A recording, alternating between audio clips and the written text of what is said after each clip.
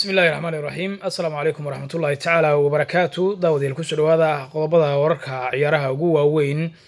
هدي aan markaa ku soo qaadano qodobada xogta ciyaaraha General aad kula soo doontaan waxa kamid ah ciyaaraha xalay laga ciyaaray tartanka koobka qaramada Afrika ee ka soconaya dalka Masar oo ay Senegal iyo Algeria xaqiijiyeen inay soo gudbeen finalka koobka tartanka Afrika ee ka soconaya Masar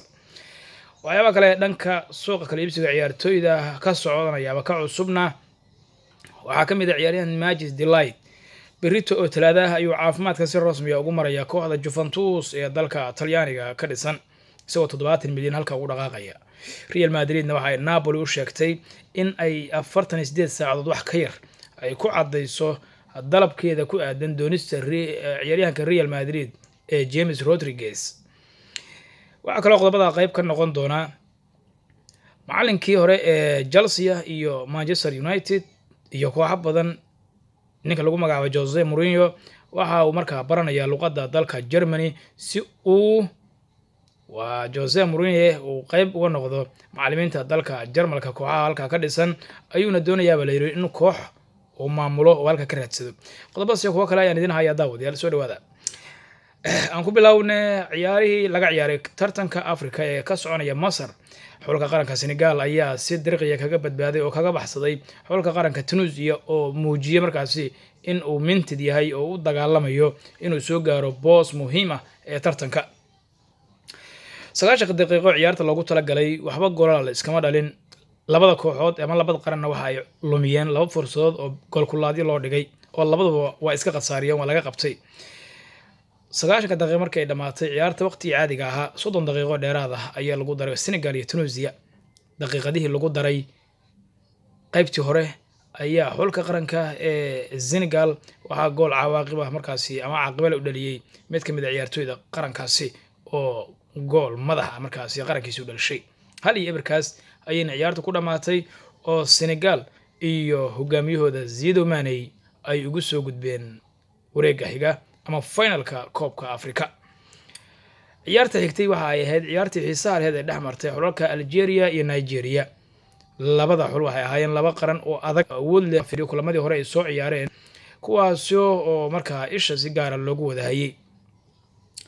xulka qaranka Algeria ayaana soo gudbay oo finalka u gudbay markii uu niyad jab ku riday xulka qaranka ee Nigeria daqiiqadii ugu dambeysay ciyaarta waliba daqiiqadii lagu daray oo si dhamaanaya ayaa ciyaaryahanka xulka qaranka ee Algeria ee kooxda Man City u dheela Riyad Mahrez waxa uu dhaliyay Blesione oo markaa meel dheer ka joogtay sida ay ciyaartu ku dhamaatay oo 2-1 ayaa xulka qaranka Algeria finalka u gudbay wada ciyaarka ama xulka qaranka Algeria iyo Senegal ayaa wada ciyaari doona finalka tartankan UEFA waa raali hada xulka qaranka ee Senegal iyo Algeria ayaa wada ciyaari doona finalka koobka Afrika oo lagu qabanayo dalka Masar maalinta Jimcaha ee fooda nagu soo haysa habeen dambana waxa wada ciyaaraya habeenka Arbacada ah ee labada xul ee Tunisia iyo Nigeria oo markaa kaalinta saddexaad u tarsami doona sidaasi ayay ahaayeen ciyaarihi xalal la ciyaaray iyo sida loo ciyaari doono wareegyada xiga tartanka Afrika ayaa ah tartankii 32aad ee koobka Afrika oo la qabto iyadoo markaa ay xulalka Algeria iyo Tunisia muujiyeen oo Algeria iyo Senegal ay muujiyeen yihiin qaramo markaa awood badan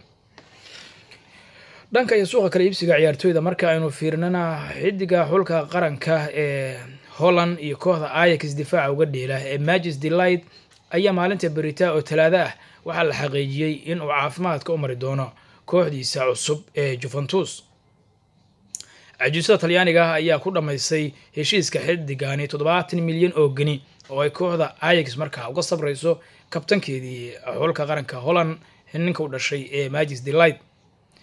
waxa uu si rasmi ah markaasi loo soo bandhigi doonaa maalinta Jimcaha ah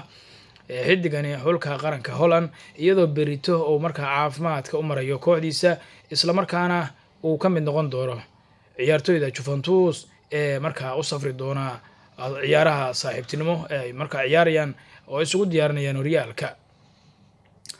Majid Delight ayaa muddooyinkii ugu dambeeyay waxa aad loo hadalhayay inuu ku biiri doono midkood kooxaha Barcelona, Juventus, Man United iyo Paris Saint-Germain laakiin hadda waxa muuqata in ay ku adkaatay kooxda Juventus oo ninka la yiraahdo Cristiano Ronaldo ayaa ninkan shukaamiyey oo markii ay isku arkeen finalkii laga qaaday xulka qaranka Holland ee Portugiisku ku guuleystay ayuu si gaar ula hadlay oo uu ku yiri warniyow imaaw kooxda Juventus waan ku baahanahay halka ayaan kugu sugayaa markii wax laga weydiiyay Manchester United waxa uu yiri Ronaldo waxa uu sheegay in uu ugu sugayo Juventus oo aan halka kula soo biiro waa hagaag kooxda Real Madrid haddii aanu fiirino waxay u sheegtay kooxda Napoli oo maalmihii dambe la hadal hayay in ay markaa doonayso James Rodriguez inay qaadato in ay markaa xidigaasi dalab rasmi ah ka soo gudbiyaan inta aan la gaarin Arbacada soo socota haddii taas ay sadhicina go'aan rasmi ah laga qaadan doono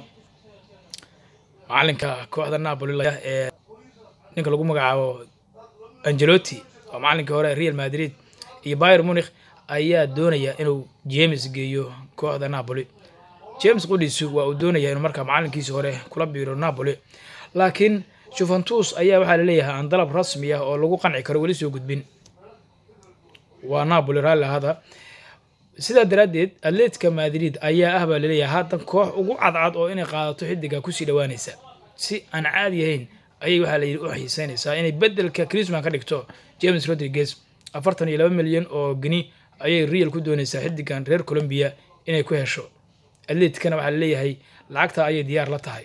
laakiin macallin Florentino waa madaxweyne Florentino Perez madaxweynaha kooxda Real Madrid ayaa la leeyahay ma doonaya oo ma jeclaysanayo in uu markaa Atletico ka iibiyo xidigii labaad ee Real Madrid ay leedahay oo dabcan xidiga muhiim ah taas oo arko markaa in isaga ay caqabad ku noqon karaan berri sida darteed waxa uu doonayaa la yiri inuu iska fogeeyo oo uu ka iibiyo kooxo kale